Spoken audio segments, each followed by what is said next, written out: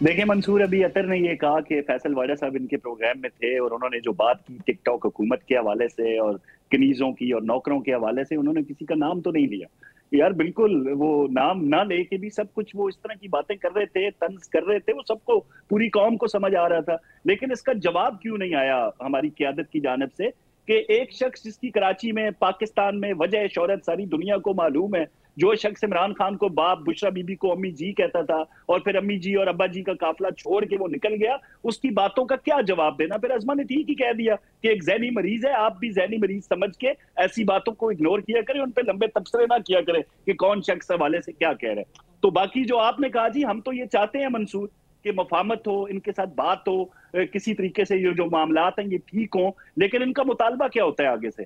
जो शख्स 190 million pound मुसद्दका चोरी के केस में अंदर है, उसको छोड़ दिया जाए, फिर बात होगी। वो जो 190 मिलियन पाउंड का केस है, उसको किसी एग्जेक्टिव ऑर्डर के तहत खत्म कर दें, हम फिर आपसे बात करेंगे। हुकूमत से बड़ी गलती हुई है। बेशक ये एक पार्लियामानी डेलीगेशन नहीं था, हुकूमती और इत्तेहादी लोगों पे मुश्तमिल एक जो लोग थे जो बात कर सकते हैं इंटरनेशनल प्लेटफॉर्म पे जाके, उनको भेजा गया। साथ इनको पेशकश जरूर करते और इनकी तरफ से इनकार होता।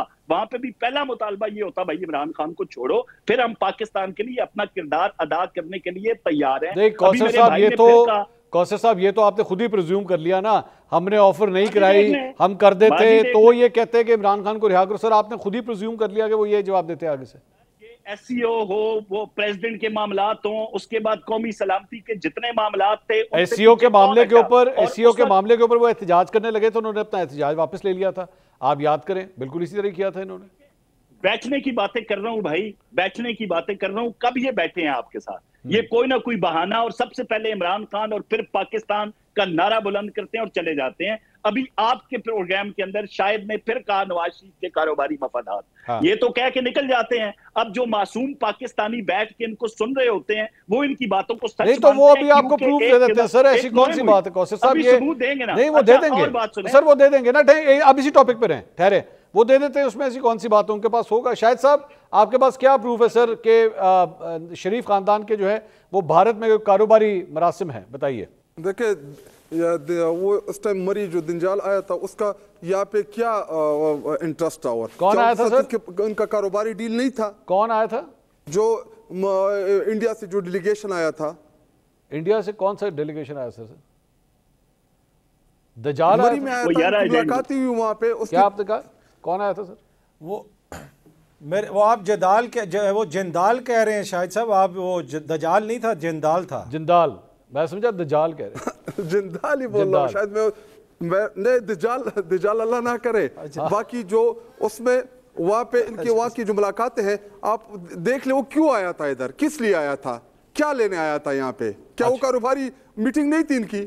आप बताइए, क्या कारोबारी मीटिंग थी? क्या इन्होंने सेटअप किया वहाँ पे? कौन सी फैक्ट्री बनाई है बताइए? वो देखिए उसके ऊपर मैं आपको पूरी डिटेल ले आऊंगा, लेकिन जो मीटिंग थी वो किस लिए हुई थी उसका जवाब मुझे दे दे। किस लिए आया था वो? सर वो किस लिए आया था? मैं वही आपसे पूछ रहा हूँ शाहिद साहब, अगर कोई बाहर का कारोबारी शख्स आए आके किसी कारोबारी मामलात ही थे, वो तो अलग थे कि वो उस साइड पे उन्होंने वो नहीं किया। अच्छा एक बात बताएं शाहिद साहब, एक बात शाहिद साहब एक बात बताएं, किस लिए दे रहे थे शाहिद साहब एक बात बताएं, अगर मैं तारीख उठा के देखूं, मेरे ख्याल में कम से कम पिछले 30-35 साल अगर मैं उठा के देखूं, तो मेरा ख्याल में भारत के अंदर जितने मरासिम इमरान खान साहब के होंगे, शायद यहां पे पाकिस्तान में किसी सियासतदान के भी नहीं होंगे। आप ये मानेंगे ये बात? इमरान खान साहब बहुत फेमस है। नहीं सुने मैं कह रहा हूं इमरान खान साहब क्रिकेटर थे। मैं वही कह रहा हूं सर, क्रिकेट खेलने गए, यही कह रहा हूं, उन्होंने पाकिस्तान को रिप्रेजेंट किया। मैं भी यही कह रहा हूं शायद साहब, ताल्लुकात के ऊपर नहीं गए, या क्रिकेट वर्ल्ड कप में गए होंगे, मैं यही कह रहा हूं, गए होंगे, मैं यही कह रहा हूं क्रिकेट के लिए गए होंगे, वो शायद साहब सुन तो ले, गए होंगे, सवाल तो सुन ले, मफादात को वापस पीछे रखा होगा। शायद साहब सवाल सुन ले, मैं यही कह रहा हूं, मैं यही बात कह रहा हूं कि वो है ना, इमरान खान साहब ने रिप्रेजेंट किया है पाकिस्तान को, उनके फैंस हैं वहां पे, उनके चाहने वाले हैं वहां पे इंडिया के अंदर, एक्टर्स, एक्ट्रेसेस, एंकर्स, सियासतदान सारे उनको बहुत पसंद करते हैं। लेकिन इस बात के ऊपर इमरान खान साहब की हुब्बुल वतनी में सवाल नहीं उठाया जा सकता कि वो पाकिस्तान की फेवर में नहीं और इंडिया की फेवर में है। इसी तरह अगर किसी ने कोई इंडियन बिजनेसमैन अगर आके यहाँ पे किसी पाकिस्तानी सियासतदान से मिल जाए, तो हम क्या ये कहेंगे जी तुम्हारा एक्चुअली कारोबारी मफाद है, इसकी वजह से तुमने इससे मुलाकात की है?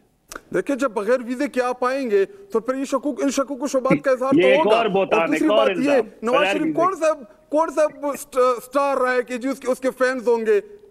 अच्छा, उनके नवाज शरीफ के फैंस नहीं हो सकते? कोई फैन अगर होंगे तो सिर्फ इमरान खान साहब के हो सकते हैं। एक दफा वो क्रिकेट का बैट पकड़ा, कोशिश बड़ी की उन्होंने इमरान खान बनने की, लेकिन क्रिकेट तो उनको आती नहीं थी। देखिए स्टार्स होते हैं, आप एक एंकर हैं तो शायद आपके फॉलोअर्स हों इंडिया में, मेरे भी नहीं है सर, वो इमरान खान साहब के, मेरे भी आप एक प्रोफेशनल है, उनका क्या प्रोफेशनल था इंडिया में। बताएं जी कौसर साहब, बताएं कौन से फैन है सर? बंद हो गया होगा क्योंकि इन्होंने बहुत फैंस हैं। अतर साहब की बात सुन, एक मिनट जरा अतर साहब की बात सुने, बड़ा कम बोलते हैं जी। अतर साहब क्या कह रहे हैं? नहीं, मैं कह रहा था कि मंसूर साहब की इंडिया में बहुत फैंस हैं, ये तो मुझे पता है। 2-3 मैसेजेस तो मुझे भी आए कि मंसूर साहब को पहुंचाए जाए। तो इसमें वो अगर इंडिया से आए होंगे वो खतरनाक ही आए होंगे, वो अच्छे नहीं आए होंगे सर, जो मैंने हाल किया उनका पिछले 2-3। वो कर्नल सोफिया कुरैशी भी आपके बारे में पूछती रही है। अल्लाह माफ करे, अल्लाह माफ करे, तौबा तौबा तौबा। अच्छा, अभी मंसूर जब एक झूठ बोला जाता है ना, उस झूठ को छुपाने के लिए फिर आगे से 3-4 और झूठों का सहारा लेके अपनी बात को सच्चा साबित करने की कोशिश की जाती है। आपने शाहिद भाई से पूछा भाई बता दें कौन सा कारोबार है, इन्होंने कहा वो दिजाल फिर जिंदाल, और वो बगैर वीजे के आया था। ये एक और झूठ है, ये एक और झूठ है कि बगैर वीजे के। फिर वो उसी तरह की बात हो जाती है कि मियां नवाज शरीफ की फर्म के अंदर से कोई 11 रॉ के एजेंट पकड़े गए। मैं बल्कि एक दिन हाइड पार्क में वॉक कर रहा था मियां साहब के साथ, मुझे भी इंडियन मिलिट्री अताशी बना दिया इनके सोशल मीडिया ने।